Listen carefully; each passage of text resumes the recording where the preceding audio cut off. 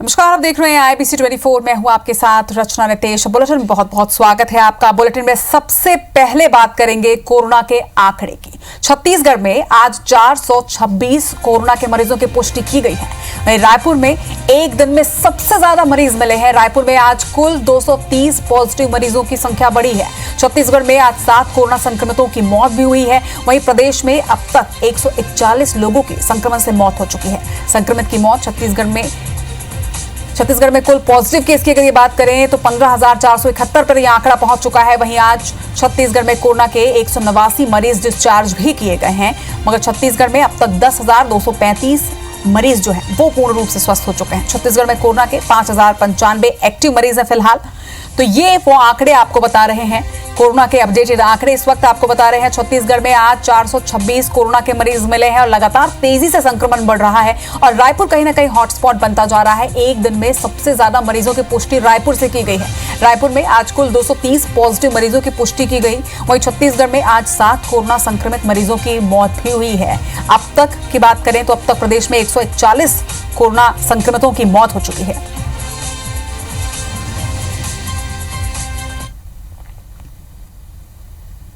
छत्तीसगढ़ के करीब आधे से ज्यादा जिलों में झमाझम बारिश का सिलसिला जारी है। नदी और नाले उफान पर हैं।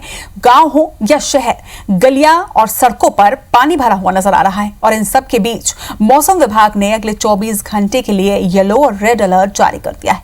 मुख्यमंत्री भूपेश बघेल ने भी बिगड़ते हालात को देखते हुए सभी कलेक्टर और एसपी से सतर्क रहने के लिए कहा है और इसके साथ ही ये निर्देश भी दिए हैं कि आपदा प्रबंधन के पूरे इंतजाम किए जाएं ताकि किसी को भी बारिश की वजह से किसी भी तरीके की तकलीफ ना हो।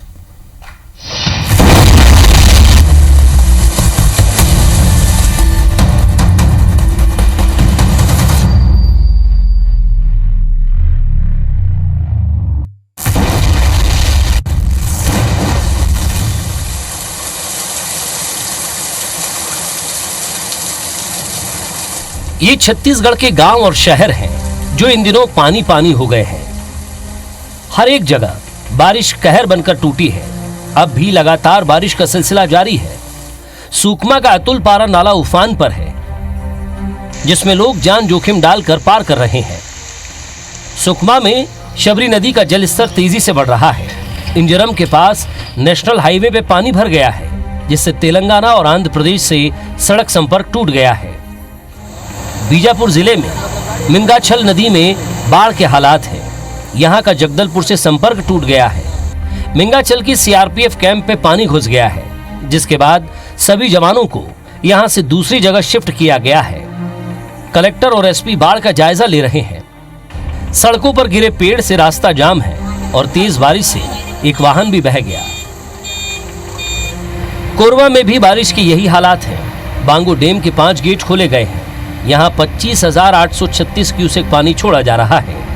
बांध का जल स्तर बढ़कर 358.36 मीटर हो गया है। दुर्ग जिले में हो रही झमाझम बारिश की वजह से यहाँ भी सभी नदी नाले उफान पर हैं और उनका जल स्तर बढ़ा हुआ है और अधिकांश जगह सड़कों का संपर्क टूट गया है। बिलासपुर में भी झमाझम बारिश का सिलसिला जारी है।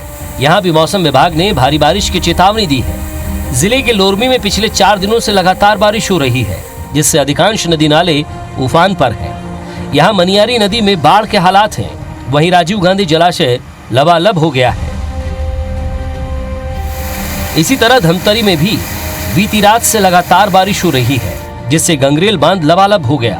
बलौदाबाजार जिले के भी अधिकांश नदी नाले उफान पर हैं। यहाँ बारिश से जगह जगह जल भरा हुआ है। लवन पुलिस चौकी में पानी घुस गया है, जिसकी वजह से चौकी को दूसरी जगह शिफ्ट किया गया है। बिलाईगढ़ के बिलासपुर बसना रोड बारिश की वजह से बंद हो गए। वहीं शहर के निचले इलाकों में और घरों में पानी घुस गया है। कुछ ऐसे ही हालात महासमुंद और बलरामपुर के हैं, जहां लगातार हो रही बारिश की वजह से जनजीवन अस्त व्यस्त हो गया है। मौसम विभाग ने छत्तीसगढ़ में भारी बारिश का अलर्ट जारी करते हुए ये बताया कि अगले 24 घंटे बहुत अहम हैं। 5 जिलों में बारिश का रेड अलर्ट और 12 जिलों में येलो अलर्ट जारी किया गया है। 22 अगस्त तक भारी बारिश की चेतावनी दी गई है। साउथ छत्तीसगढ़ और मध्य छत्तीसगढ़ पूरा कवर में है और नॉर्थ की जहाँ तक बात की जाए वहाँ पर भी पानी गिर चुका है, लेकिन कल के लिए वहाँ थोड़ा 24 घंटे के लिए थोड़ा कम पड़ जाएगा। ये 22 तारीख तक ऐसी स्थिति बनी रहेगी। बारिश से बिगड़ते हालात को देखते हुए मुख्यमंत्री भूपेश बघेल ने सभी जिलों के कलेक्टर, एसपी को सतर्क रहने को कहा है। साथ ही निर्देश दिए हैं कि वे प्रभावित क्षेत्रों में नजर रखें और आपदा प्रबंधन के सभी उपाय करने के साथ ही प्रभावितों को तत्काल सहायता दें। Bureau report, IBC 24।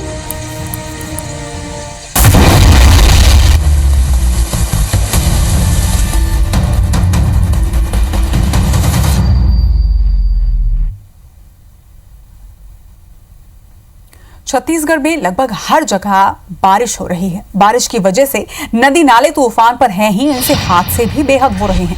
जांजगीर जिले में लगातार हो रही बारिश की वजह से कच्ची दीवार भीगकर गिर गई और 8 साल की बच्ची की इसमें दबकर मौत हो गई। वहीं खमरिया गांव में हुई इस घटना की सूचना ग्रामीणों ने प्रशासन को दी है। बिलासपुर के घूंटा घाट के वेस्टवेयर में एक युवक फंस गया और नहाने के दौरान तेज बहाव में जाने से ये पूरा हादसा हुआ। तो वहीं महासमुंद जिले के बागबहरा के वार्ड क्रमांक 7 स्थित खंबा तालाब में रामलाल विश्वकर्मा की डूबने से मौत हो गई। लोरमी के पास्टरपुर इलाके में आकाशीय बिजली की चपेट में आने से 3 लोगों की यहां मौत हो गई। तो वहीं ग्राम कोसमतारा में खेत में निंदाई का काम कर रहे रामफल चंद्राकर और उनकी पत्नी जानकी बाई की भी मौत हो गई। वहीं भाटा गांव में भी एक मजदूर दुर्गेश साहू की मौत हो गई है। और इसी तरह रायगढ़ के मार नदी में कूदे कांतिकेश्वर राठिया की शाम को पेड़ पर लाश मिली। सुबह वो अपने 3 बच्चों के साथ नदी में कूद गया था। वहीं कोरिया जिले में आकाशीय बिजली की चपेट में आने से 10 मवेशियों की मौत हो गई।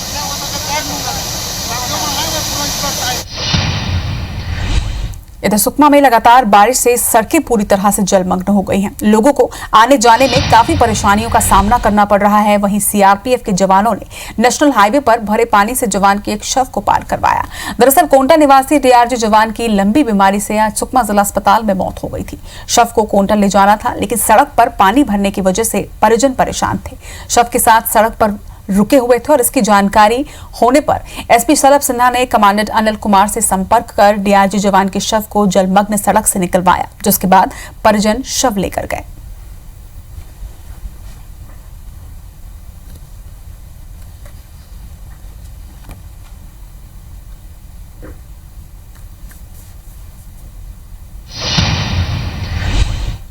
एक तरफ बारिश ने जनजीवन अस्त व्यस्त कर रखा है, तो वहीं कोरोना का संक्रमण छत्तीसगढ़ में रुकने का नाम नहीं ले रहा है। छत्तीसगढ़ में आज 426 कोरोना के मरीज मिले हैं और रायपुर में एक दिन में सबसे ज्यादा मरीज 230 पॉजिटिव केस आज पाए गए हैं। ज्यादा जानकारी के साथ हमारे सहयोगी विनय वर्मा हमारे साथ इस खबर पर जुड़ रहे हैं।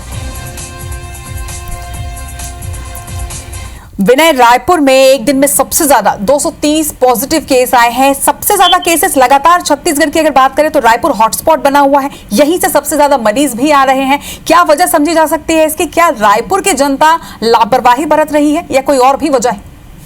देखिए, एक तो जो स्वास्थ्य विभाग की तरफ से कहा जा रहा है कि यहाँ पर जांच ज्यादा हो रही है, उसके कारण से जो पॉजिटिव केस है यहाँ पर ज्यादा आ रहे हैं और उसके कारण से यहाँ पर जो संख्या है वो ज्यादा दिखाई दे रही है। लेकिन एक बात और भी समझना होगा कि स्वास्थ्य विभाग एक अलग से जांच करा रहा है, जिसमें जो डेथ जो लोग जो मरीज मर रहे हैं उनका क्या कारण है इसकी जांच कराई जा रही है। इसके साथ साथ में जो प्राथमिक जांच में निकल के आ रहा है कि वो जहाँ पर कहीं न कहीं जो प्राइवेट अस्पताल है वहाँ लापरवाही हो रही है, जबकि जो प्राइवेट अस्पताल की तरफ से ये कहा जा रहा है कि जो सरकार की तरफ से जो दिशा निर्देश मिलने चाहिए थे उसमें कहीं न कहीं चूक है।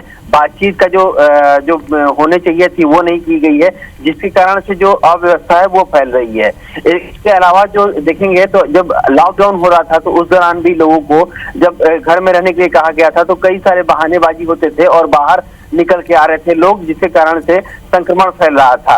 अब जो स्वास्थ्य विभाग ने इसमें भी जांच कराई है तो ये पाया है कि जब तक लॉकडाउन था उस दौरान भी उतनी ही जो संक्रमित मरीजों की संख्या बढ़ रही थी जितना कि अनलॉकडाउन होने के बाद में बढ़ रही है। कहीं न कहीं जो कंटेनमेंट एरिया है वहां पर ड्रोन से मॉनिटरिंग में ये पाया गया था कि अंदर लोग आपस में एक दूसरे से मिलजुल रहे थे, जो व्यवहार है वो कर रहे थे, एक दूसरे के साथ में बैठ के बातचीत कर रहे थे, एक दूसरे के घर में आना जाना कर रहे थे। बच्चे अंदर ही क्रिकेट और बाकी चीजें खेला करते थे, जिसके कारण से कंटेनमेंट जो जोन के जो उनको रोकने की जो शासन की कवायद थी वो कहीं न कहीं फेल हो रही थी। इसके अलावा जो राजनीतिक दल के लोग हैं जिनका लोग उदाहरण देकर पालन करते हैं वो भी जो समारोहों में और बाकी चीजों में वो शामिल हो रहे थे, ये भी एक बड़ा विषय है। और जो अस्पताल है वहां पर भी बड़ी तरह से लापरवाही की जा रही थी, ये भी एक बड़ा कारण है। आज ही एक मामला निकल के आया है कि एक व्यक्ति जो कि उनको हार्ट अटैक का और एक रायपुर के एक प्राइवेट अस्पताल ले गया गया, वहां पर उनकी कुछ में मौत हो गई।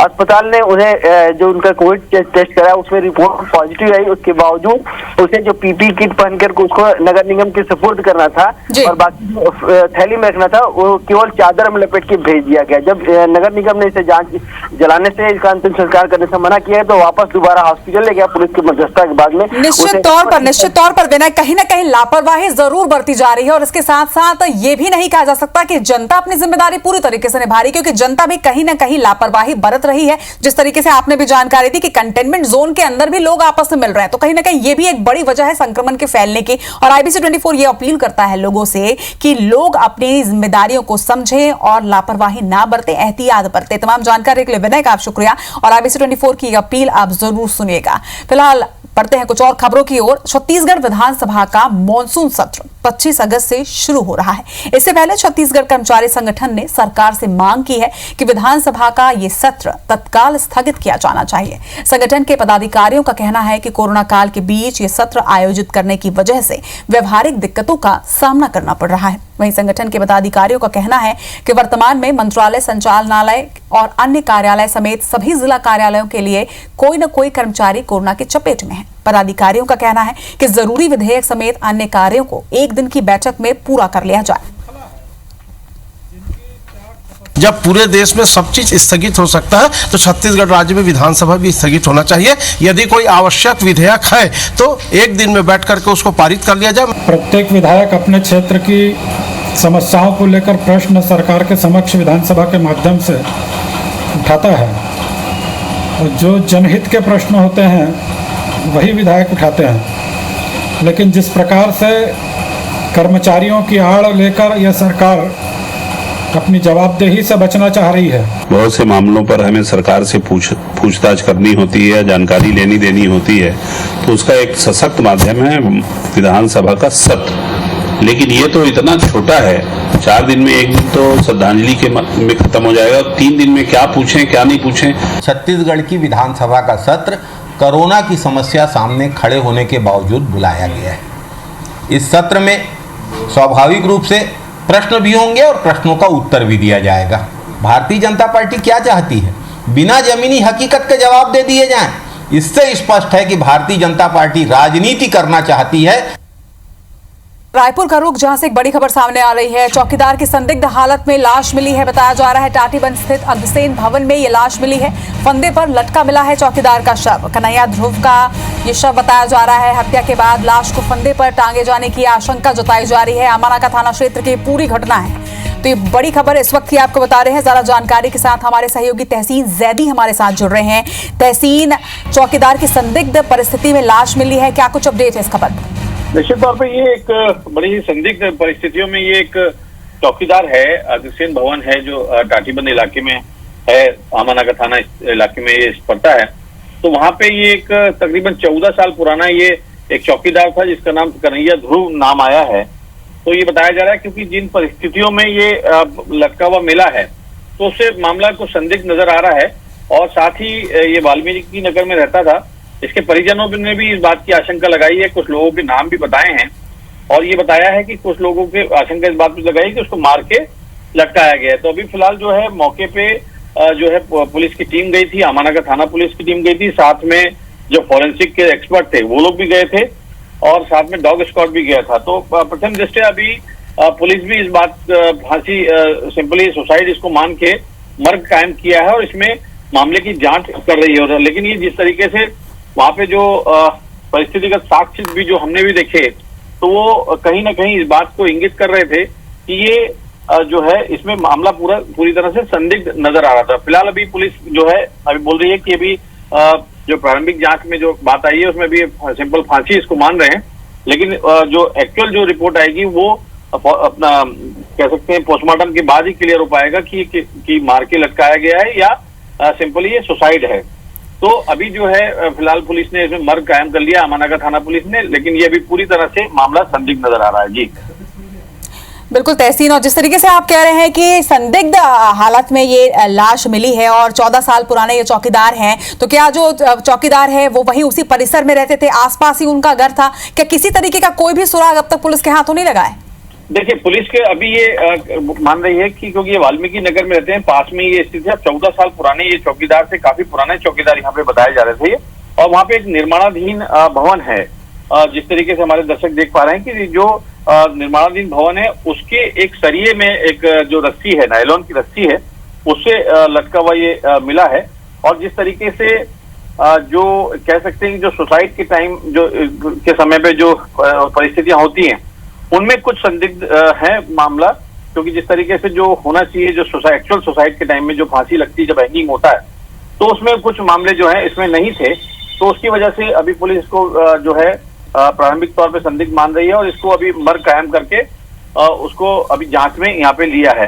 लेकिन ये एक विचारनीय बात है, क्योंकि ये 14 साल पुराने थे, चौकीदार थे, और किन परिस्थितियों में इनकी मौत हुई है, पूरी इसमें कई तरह के सवाल खड़े हो रहे हैं। तो अभी फिलहाल जो है पुलिस भी जो है पोस्टमार्टम रिपोर्ट का इंतजार कर रही है, और वहाँ पे जो फॉरेंसिक एक्सपर्ट गए थे वो भी उनकी भी रिपोर्ट का इंतजार पुलिस को रहेगा, और साथ में जो डॉग स्क्वाड वाले जो थे, जो टीमें गई थी, उनकी भी उन्होंने भी जांच की है। और अभी फिलहाल जो है मर्ग कायम करके पुलिस पूरी तरह से इसमें जांच में जुटी हुई है। जी चलिए तहसीन, खबर पर नजर बनाकर रखिएगा, अपडेट आपसे लेंगे। फिलहाल तमाम जानकारी के लिए आपका बहुत बहुत शुक्रिया।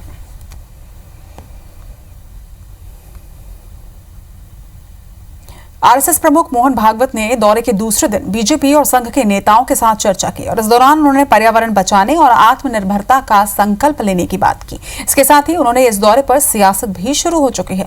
कांग्रेस पार्टी जहां एक तरफ उनको गाय, गोबर और मंदिर को लेकर घेरने की कोशिश कर रही है, तो वहीं बीजेपी में अंतर्कलह भी सामने नजर आने लगी।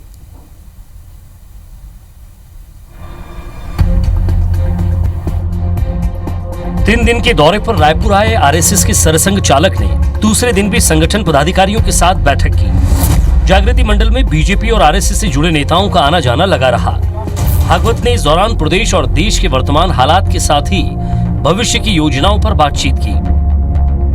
मोहन भागवत ने प्रांतीय संघ कार्यालय जागृति मंडल में पौधारोपण भी किया। भागवत के इस दौरे को लेकर सियासत भी शुरू हो गई है। कांग्रेस पार्टी ने उनसे कुछ सवाल पूछे हैं। क्या भागवत गोधन न्याय योजना का समर्थन करते हैं और इसे देश में शुरू करने की पहल करेंगे? क्या भागवत माता कौशल्या मंदिर दर्शन करने जाएंगे? और क्या भागवत राम वनगमन पथ को केंद्रीय योजनाओं में शामिल कराएंगे? मोहन भागवत जी राजनीतिक व्यक्ति नहीं है, वो एक विचारधारा को लेकर काम करने वाले संगठन के हैं, और उनसे लोग प्रश्न नहीं पूछते हैं, उनसे लोग समाधान पूछते हैं। अगर कांग्रेस को सरकार चलाने के लिए कोई मार्गदर्शन चाहिए तो मोहन भागवत जी के पास में जाना चाहिए। कांग्रेस ने कहा कि राज्य सरकार गाय, गोबर और भगवान राम को आगे कर यहाँ काम कर रही है।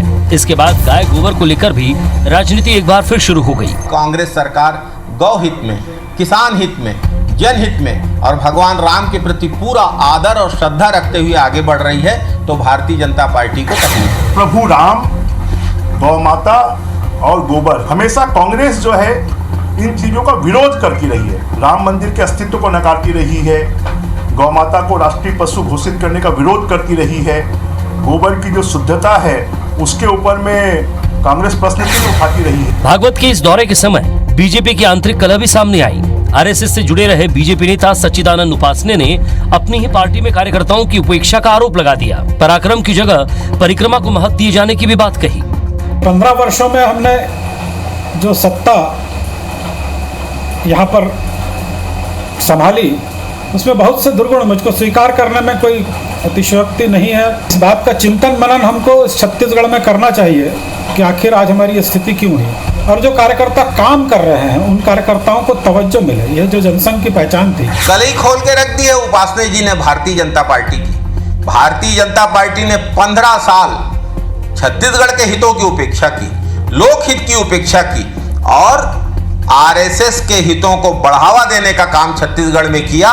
इसी का परिणाम है कि भाजपा 15 सीटों तक सिमट के रह गई। आरएसएस प्रमुख के दौरे में मेल मुलाकात तो चलती रही, लेकिन इसके राजनीतिक मायने भी निकाले जा रहे हैं। अब देखना है कि प्रदेश में अपने सबसे बुरे दौर से गुजर रही पार्टी में संघ कितनी जान फूंक पाता है। सौरभ सिंह परिहार, IBC 24, रायपुर। इधर प्रदेश कांग्रेस प्रभारी पीएल पुनिया ने 20 अगस्त को 22 जिलों में कांग्रेस भवन के शिलान्यास की तैयारी को लेकर कार्यकारिणी और जिला अध्यक्षों की बैठक ली। बैठक में प्रभारी सचिव चंदन यादव, प्रदेश कांग्रेस अध्यक्ष मोहन मरकाम के साथ उपाध्यक्ष, महामंत्री, कार्यकारिणी सदस्य, जिले के प्रभारी और सभी जिला कांग्रेस अध्यक्ष मौजूद रहे।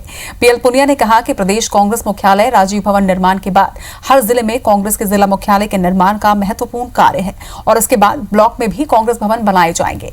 20 अगस्त 2020 से शुरू कर सभी जिलों में 20 अगस्त 2021 तक जिला कांग्रेस कार्यालय के निर्माण का लक्ष्य रखा गया है। प्रदेश कांग्रेस अध्यक्ष मोहन मरकाम ने सभी जिला प्रभारियों और जिला कांग्रेस अध्यक्षों से चर्चा करके संगठन की स्थिति की जानकारी दी और महत्वपूर्ण निर्देश दिए। 20 अगस्त कांग्रेस के 22 जिला कार्यालयों का शिलान्यास कांग्रेस अध्यक्ष सोनिया गांधी, राहुल गांधी जी, सभी वरिष्ठ नेताओं की उपस्थिति में संपन्न होगा। इसी सिलसिले में आज वेब पर एक प्रदेश कार्यकारिणी की और जिला कांग्रेस अध्यक्षों की बेहद महत्वपूर्ण बैठक हमारे प्रदेश प्रभारी पीएल पुनिया जी ने ली। इसके साथ इस बुलेटिन में फिलहाल इतना ही। लगातार खबरों के लिए आप देखते रहिए IBC 24। नमस्कार।